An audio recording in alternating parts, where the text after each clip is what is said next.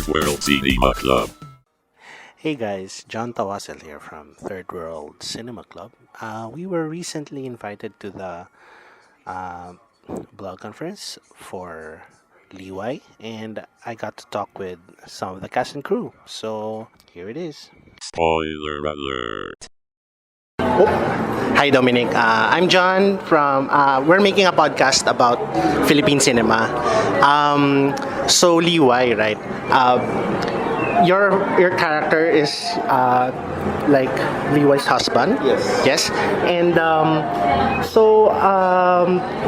parang in terms of like personalities, Liway's like very parang forceful, very independent. Parang he has parang how did you what do you call this? How you try to shape your character in order to like go with to complement Liway's character in raising the Kip? In terms of yung how I came up with the character, everything that you saw in the film, everything that I did was with the help of Kip. Yeah. So I had to ask, what would your dad do in this situation? So ayun, everything I did was totally what Kip said lang. Other than Kip himself, did you have any other references for the character? No, kasi I just had 2 days to prepare. So The reception to Liway has been very different compared to other films, even in Cinemalaya. Where do you think this outpouring of support and this reaction to the film is coming from? siguro kasi for me this film serves as a reminder lang to other people, lalo na to the younger generation, kasi they really didn't know what happened during that time. And ewan ko, for me siguro madami kasi na-apektuhan ng martial law. They reminisce lang, remember, or diba? Okay, final question. Liway is a film about telling stories. Yes. In this milieu na napakadaming stories na fake or maraming hindi totoo or mga chismis na unsubstantiated, what for you is the power of stories to tell the truth? What made Liway a good film for me is this story wasn't just made up. It really happened to them. So ewan ko, film is a good way to tell a story for me. Or not just film, but everything. So ewan ko, that's how other people want their story to be told, or parang ganun. Yeah. Any projects on the horizon that you'd like to tell us about? Secret? Hindi siya secret eh. They started shooting for GMA under News TV. Directed by Adolf Alex, rom-com starring Jenilyn Mercado. And Yeah. you? Supporting role?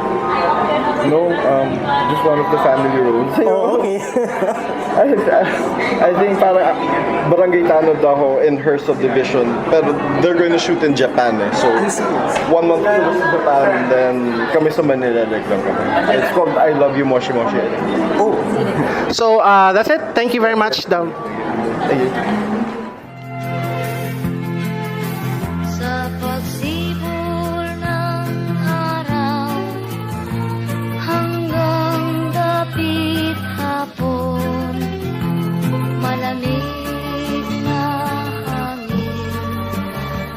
Hi guys, I'm here with Alim Bergang, one of the producers of Liway. Alim, would you care to tell us any stories about the production of this film? How did it come into fruition? Of course, the story talaga of Kip is something that he really wanted to tell. This is a story of his mom, his life, and then I remember seeing one of his posts before. Kasi maraming may nagde-deny, may nagsasabing walang people power, does it exist, the Alright. martial law. So he really posted na, it's true. I am one of the people who really experienced it. Yeah, parang these I've been seeing these kinds of posts on Facebook parang even way before mga 2014 pa mga ganun eh. Parang they were laying this parang revisionist angle to the whole thing.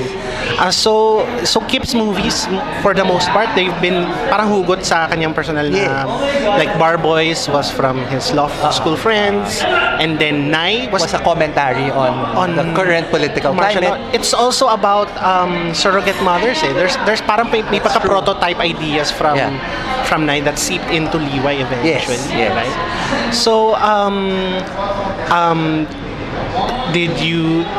were there any difficulties like in producing this film? Yes, of course the budget. I mean, Budget. in any independent film, budget is as a consideration. Super. And then this film pa had a lot of characters. Yeah. Parang originally Kip was saying, baka we can just get a talent for this role, get a talent for this one. No, I think I will be able to find you actors from theater, actors I've worked with who are very, very good. Alright. And then let's use these people, and I'm sure that they will like the story, they will agree to it, and do justice. Could you tell me a bit about the casting process behind? How did you decide on Liza as Liway? Essentially, kasi nga we're looking at people who can do it, diba? Who can be strong, but yet, has may puso, ganyan. and then talagang, when somebody, I forget na who suggested Liza, but the moment we had the name Liza, we fought for it. And then my friend who works in GMA also helped us really talagang fight to contact management to allow Liza to do it because she's doing a Contessa. Yeah, it's such a parang sobrang busy nga na schedule. She had to do Contessa and this film at the same time. Yes. What are your personal thoughts regarding the reaction? Gusto ko sabihin extreme, pero the upswelling of reaction to this film. It was very, very touching. It was very, very inspiring. Yeah. Parang for someone like me who have been doing independent films for so long, parang all of a sudden, you don't really earn it, diba? I mean, a lot of independent films don't really earn. But to feel the reaction, to feel that sentiment, it's so fulfilling that it makes all the pagod worth it. Parang were you surprised at all? Yes, definitely. Kasi it's we knew nakakaiyak yung film. Yes. Diba? So parang something like that, hindi siya yung tipong, people will just gravitate towards it, no? But essentially, I guess, because of the feeling of hopefulness at a time, especially now, when people are feeling hopeless, it's good to have something like that they can resonate with. Do you have plans for international distribution? Well, of course we do. Slowly, siguro we'll try to see if there are other people who can resonate with the film, who can. Kasi nga, the martial law naman, it's not naman that universal eh. That's the true. martial law experience. So, Probably more of the motherhood angle of the story. Yes. So I don't know context-wise if international will be able to, to be able to relate. All right. After the theatrical release of the film, do you plan on having the film on like streaming services or DVD? Well, I think our goal talaga is schools. Schools. Education talaga. Okay, that's good. There's so much to be done. And I think we will be using this film as a tool of educating, not brainwashing, educating people. So let's get a bit political here. Recently, there have been people who have been saying that universities or places of higher learning are being tapped to recruit people into, for example, the Communist Party.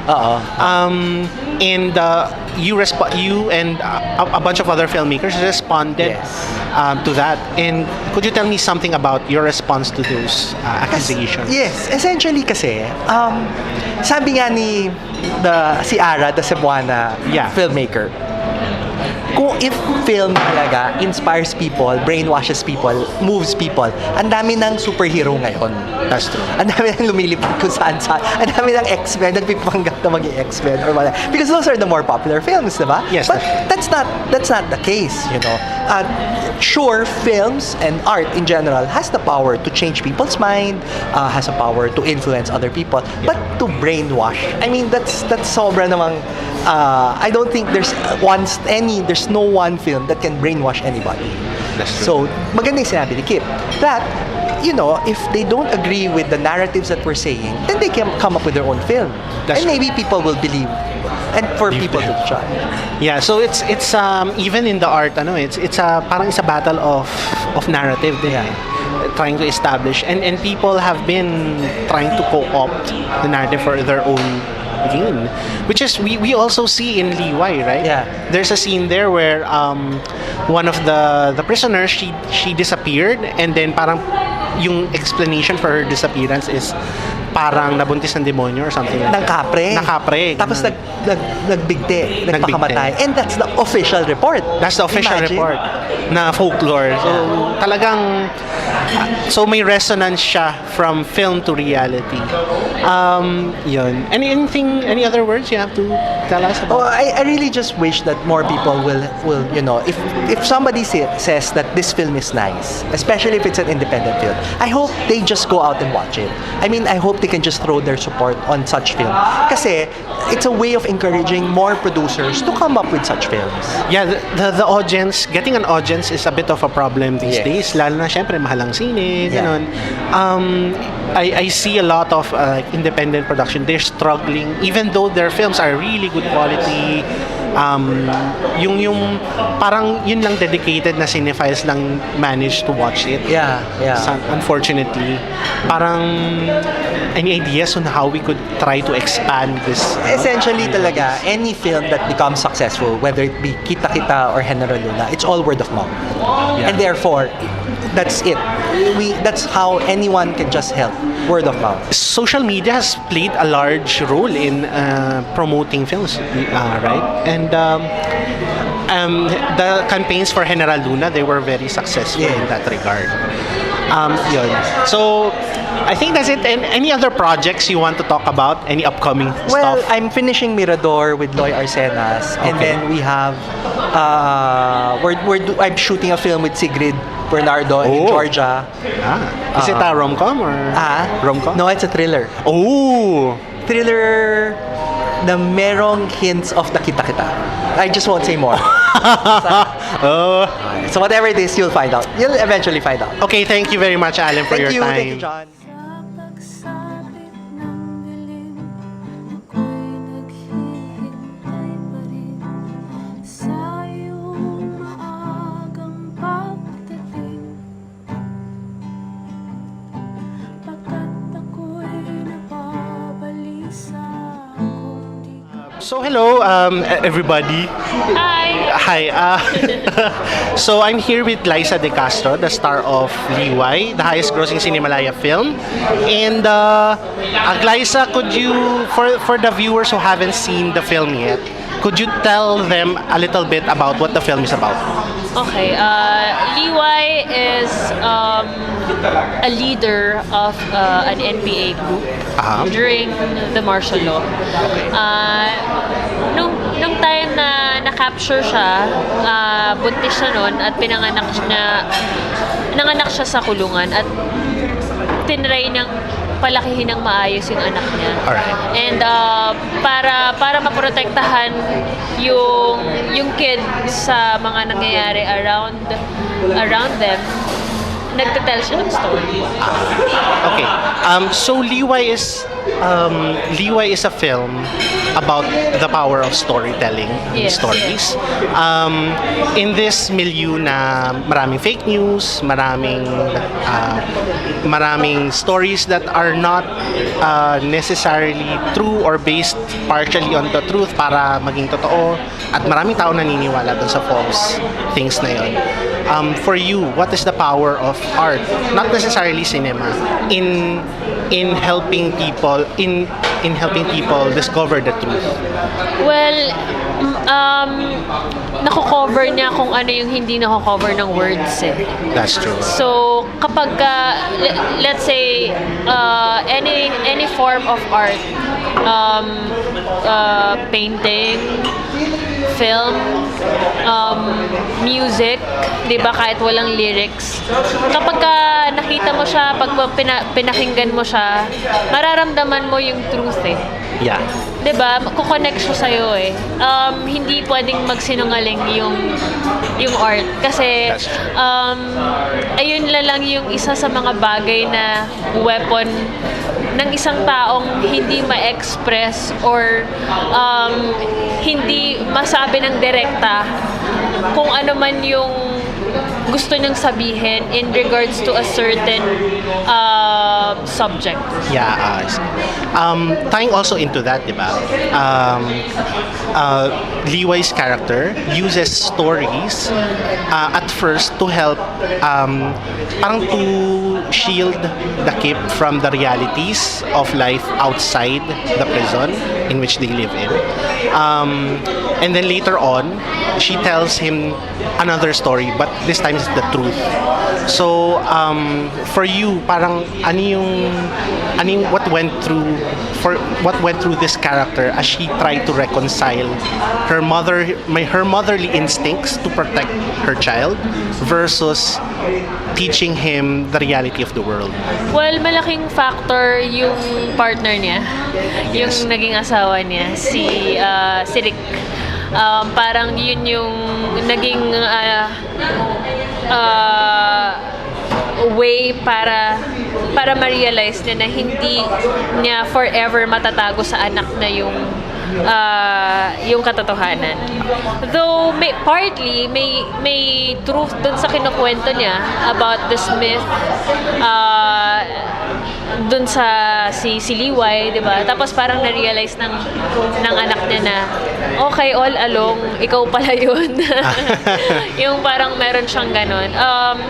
Ayun, may isang scene doon na sinasabi ng asawa ni Liway na kukwentuhan mo na lang siya ng kukwentuhan tungkol sa mga aswang, sa mga dagat, hindi mo pwedeng darating yung time na malalaman na yan. So parang yung dalawa yung mag-asawa, parang realism versus parang fantasy, ganon. Parang may interplay na ganon. Speaking of, let's go to the response to Liway. Liway got a very, very, hindi lang warm parang hot. Ganun. Hot response.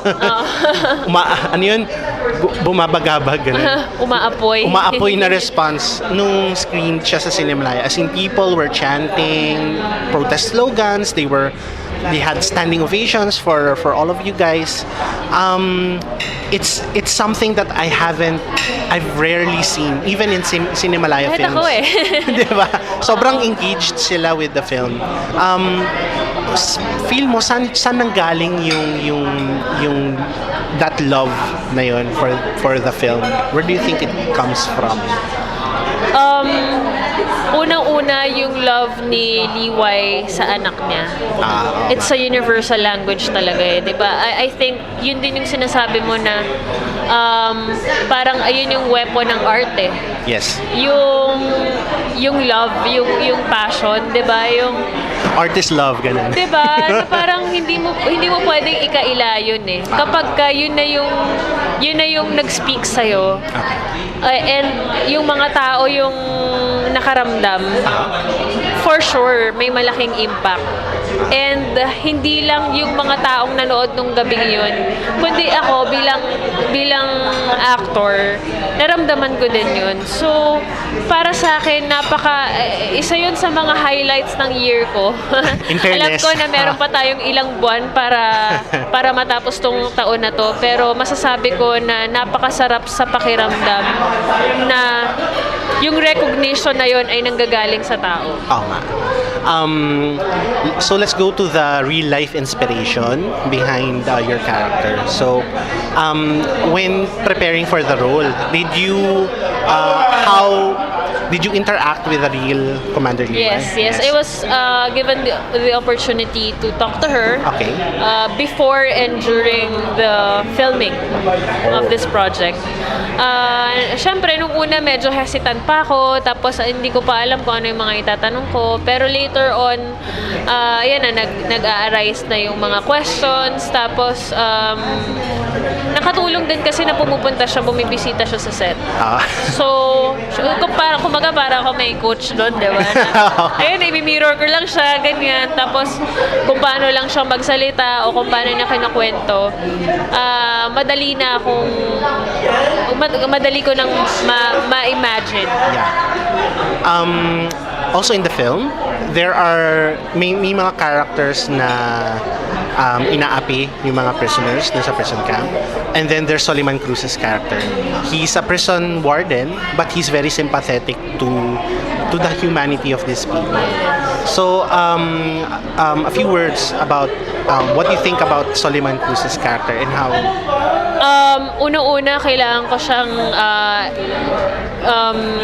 i-commend sa performance niya bilang si Sulpicio. Dahil nung time na ginagawa namin yun, syempre nararamdaman ko na yung husay niya, di ba? Pero nung pinapanood ko na, sabi ko, hayop. grabe yung binigay niya. Masasabi ko na sa mundong ginagalawan natin, meron at merong sulpisyo, meron at merong tutulong, meron at merong mga tao na fair. At kapag na-meet natin yung mga tao na yun,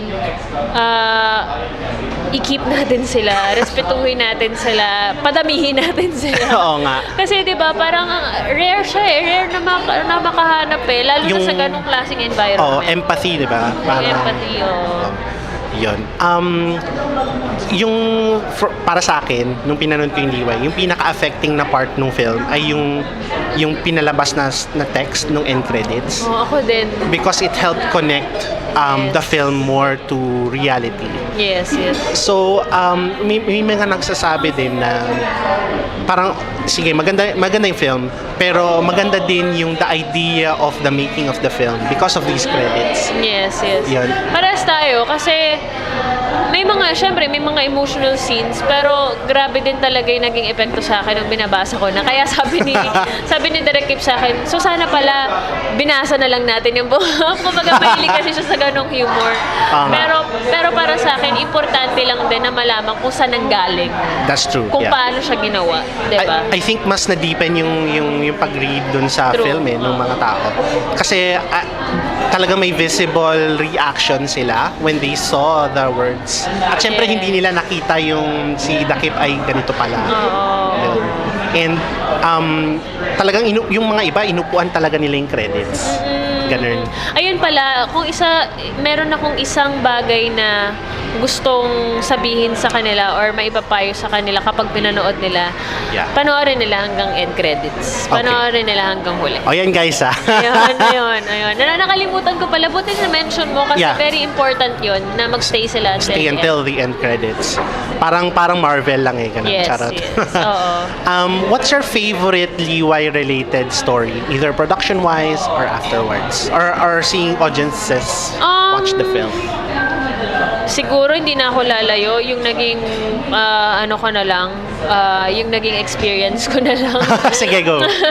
'Di ba? Kasi nung time na ginagawa ko yung Liway, I was doing another project. And yung hirap talaga, hindi talaga siya, iba talagang klaseng hirap yung pinagdaanan ko. Akala ko mahirap na yung mga ginawa ko before, mas mahirap pa. Yeah. Yung nangyari dito sa nung ginagawa ko yung DY kasi I was doing another project tapos hindi pa ganun kadali. I mean, hindi siya yung tipong may time ako para mag-rest sa set. So you had to do Liway and your TV show at the same Yes, time. at the same time. Grabe. So, parang si Liway, resilient siya. Talagang matatag kumbaga. Okay, so ito joke anecdote lang. Nung after kong before that pala, sorry. You had to sing, right, for this film. And you're a very accomplished singer. Yeah, I'm fan. Ganun. May specific direction ba na binigay sa'yo while you were playing the guitar or? Well, ayaw lang ni Direk Kip na magmukha siyang performance. Kaya hindi niya sinabi sa akin na yung first song, yung Himig ng Pag-ibig, ay kakantahin ko on that day. So medyo na-jar ako na, hala, ngayon ko na siya gagawin. Ngayon na natin kukunin. So parang ano? Oo, hindi ko kabisado yung lyrics, hindi ko kabisado yung chords. Tapos parang out of tune pa yung gitara. Pero nakadagdag naman yun sa kung ano yung kailangan niya sa scene. Ayun.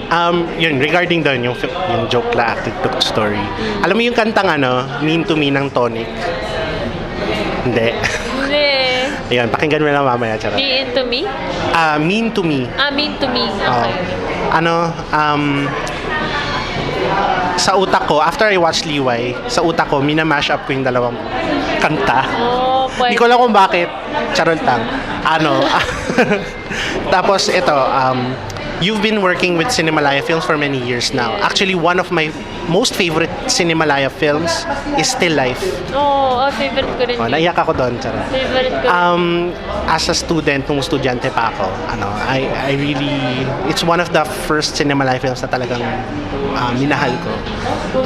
And since then, you've worked with a lot of Cinemalaya projects. Do you see yourself working again in a Cinemalaya film in the future?